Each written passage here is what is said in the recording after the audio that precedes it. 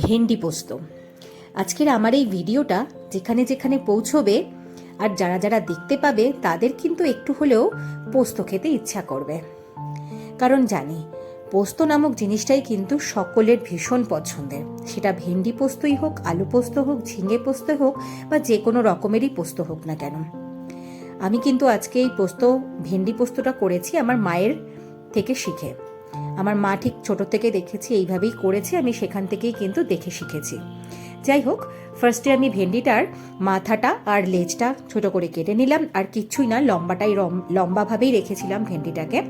আর আলুগুলোকেও লম্বা লম্বা করে স্লাইস করে নিলাম। এরপর 1 চামচ সর্ষে আর 4 থেকে 5 চামচ পোস্ত আর 4-5টা কাঁচা লঙ্কা নিয়ে মিক্সিতে একটা মিহি পেস্ট করে নিলাম। অনেকেই হয়তো একই রকম পদ্ধতিতে করে, কিন্তু আমি আমার মাকে দেখেছি এইভাবে করতে।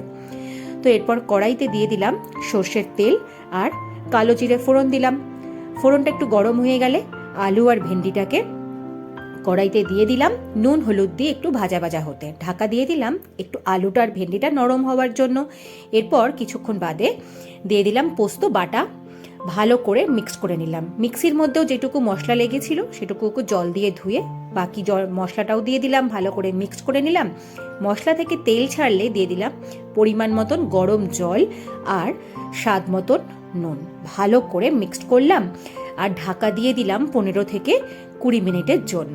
ব্যাস 20 মিনিট বাদে দেখলাম, গ্যাস বন্ধ করে দিলাম আর দেখলাম আমার ভেন্ডি পোস্ত একদম গ্রেভি হয়ে রেডি হয়ে গেছে, আর গরম ভাতে খাওয়ার জন্য কিন্তু একদম রেডি। দেখেই কি লোভ লাগছে, তাই না?